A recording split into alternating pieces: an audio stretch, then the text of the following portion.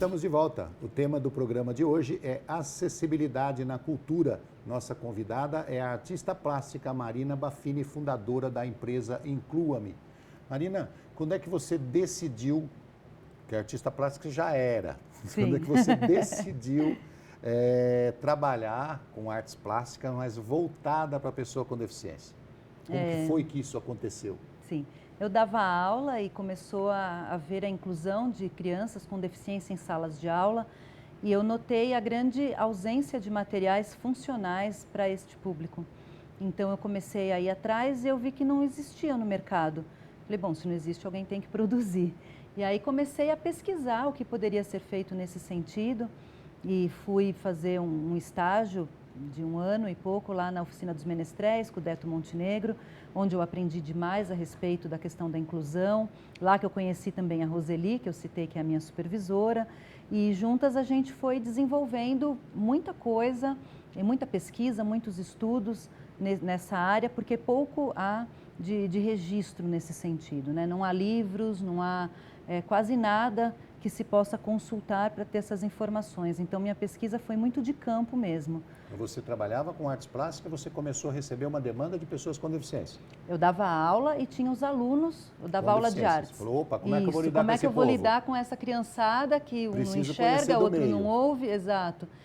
Autistas, né, no meio da sala de aula, como é que eu faço para lidar com eles? E aí, eles? depois disso, você praticamente segmentou o negócio, ficou só com deficientes? Foi, aí eu trabalhava já numa escola de inclusão, que tinha muita criança com deficiência. Mas hoje você não tem alunos sem deficiência? Não, hoje eu dou aula em pós-graduação para professores, então eu ensino os professores também a como lidar com essa demanda, além de outros temas a respeito de artes visuais, né? Eu sou professora do curso de artes visuais em pós. Existem outras empresas ou outras instituições que façam mais ou menos o mesmo trabalho que você faz? Artes plásticas ou artes de uma maneira geral voltada para pessoas com deficiência? Existe, só que cada uma tem um foco, né, em uma determinada questão. O meu foco de trabalho é esse da parte da adaptação de obras bidimensionais para pessoas cegas, mantendo as obras na bidimensionalidade, né, no 2D.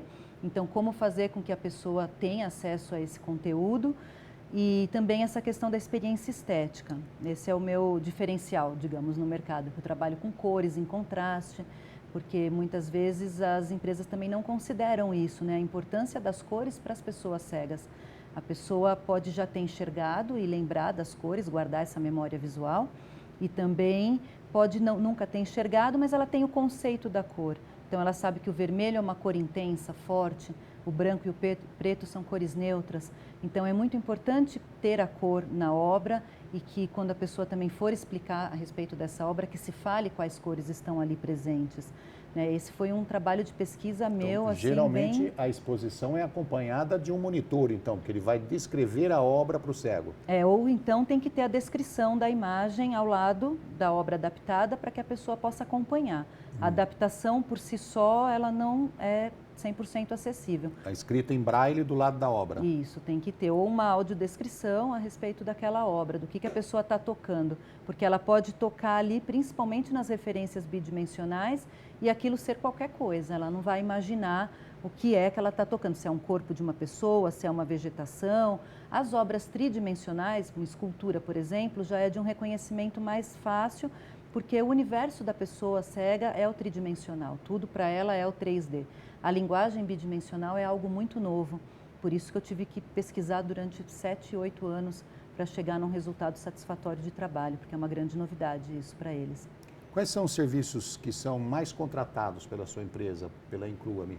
Essa questão das obras bidimensionais, com texturas, relevos e cores, com contraste, né? Palestras? Palestras também, eu dou bastante palestra, cursos, audioguia, videolibras também, que é muito importante que os espaços tenham, porque nem sempre tem um educador ou um atendente ali que seja fluente em libras, então o vídeo ele ajuda demais nesse sentido. Mas o vídeo, às vezes é uma videoarte, né? O vídeo tem legenda, nem todo surdo tem fluência em português, então o ideal é que tenha tudo adaptado em libras, então isso também é bem importante. A Inclua-me tem uma equipe grande? Como é que é formada a sua equipe? Tem diversos profissionais, diversas áreas, pessoas que conhecem mais profundamente um tipo de deficiência, outro tipo de deficiência? Tem que ter. A equipe é grande? Eu trabalho em parceria com muitos colegas, né? Então, tem os meus parceiros de audioguia, tem os meus parceiros do Vídeo Libras, com a intérprete de Libras, que é maravilhosa. Tem parceria para tudo, até para executar, às vezes, projetos que são mais artesanais, né? No caso de bonecas de pano, por exemplo, para espetáculo de teatro. Vamos fazer os personagens com miniaturas, aparentemente iguais ali, em termos de roupas e de figurino, né? E de rosto também, estética com aquela personagem. Então, isso também é feito por artesão, né? As pranchas táteis, eu mesma produzo, as bidimensionais, eu com a minha grande parceira, que é a Di Monique. Ela é maravilhosa, uma artista incrível que está comigo nessa empreitada aí, muito dedicada, extremamente talentosa. Então, para cada coisa eu tenho os profissionais mais adequados, né? Você capacita os profissionais ou eles já, Sim. Você contrata já com o cara pronto? Libras, por exemplo, eles que têm que me capacitar, né? Porque eu ainda não tenho uma fluência nessa linguagem. Agora, a questão da deficiência visual, eu domino bastante. Então, eu capacito as pessoas que trabalham comigo. Por exemplo, as cores em contraste, para favorecer quem tem baixa visão. Isso quase ninguém conhece. Então, é uma capacitação que não é fácil, porque você pode ter um laranja e um vermelho, uma cor ao lado da outra, desde que a intensidade das cores sejam diferentes. Então, isso é uma questão bem primorosa, bem cuidadosa. Então, eu tenho que fazer essa capacitação, né, de audioguia. Eu tenho o Fernando Rios, que trabalha comigo, que escreve muito bem, então ele me ajuda muito nesse sentido. Mas quem produz o conteúdo descritivo, né, sou eu em parceria com ele. Então, eu vou fazendo essas parcerias e cada um que tem o domínio maior, né? Então, no caso, ele com a Poética, a Libras com a Marisa, a Di, que é a minha parceira na produção, também tem um bom gosto incrível e um talento maravilhoso para cortar, colar, pintar e tudo mais, compor ali a obra de forma adequada. E eu vou estabelecendo cada parceria para aquilo que é necessário. Piso tátil, né? Então também eu tenho minha equipe com arquiteto, com colocadores de piso. Muito interessante. Então e quem é que contrata vocês? São espaços culturais, são empresas, são faculdades, serviço público? Quem é que contrata a Inclua-me? Geralmente museus, institutos culturais, SESC também, bastante, mas 90% é museu. Quando a gente fala de espaço cultural, então, a gente se refere a museu, teatro, centros culturais. O que mais? Poderia falar que uma praça pública, por exemplo, pode virar um espaço cultural, você pode chegar ali e se apresentar? Se houver uma intervenção artística naquele espaço, né, por aqueles momentos ele se torna um espaço cultural, senão é só um espaço público. Então, as pessoas também podem se apropriar desses espaços públicos para criar eventos culturais, né, e que esses eventos também possam ter acessibilidade. Então, uma intérprete de Libras para um evento é essencial, né? Uma audiodescrição, poxa, mas aí numa praça pública como é que vai pôr a cabine e tal? Mas pode ter um grupo de cegos de uma pessoa que seja uma audiodescritora ali ao pé do ouvido, fazendo essas descrições. Então, tudo é possível. A gente tem uma grande vontade em adaptar qualquer coisa, né? E possível adaptar. As pessoas que frequentam o seu espaço, os deficientes, eles sabem que é vocês que estão ali, que é Inclua-me que está ali gerenciando esse evento, fazendo essa exposição. A partir dessa ideia de que eles sabem que é você que está ali, que é a empresa sua que está ali, eles te dão algum feedback depois da exposição, depois do evento? Eles ligam para você e falam, poxa, foi legal, maravilhoso, ou não gostei disso, faz crítica? Eu estou junto com eles ali, né? Eu acompanho tudo que a minha empresa produz, eu estou ali junto, justamente para ter esse feedback em loco. Então, eu acompanho eles obra por obra, e o que você achou dessa, o que você achou daquela.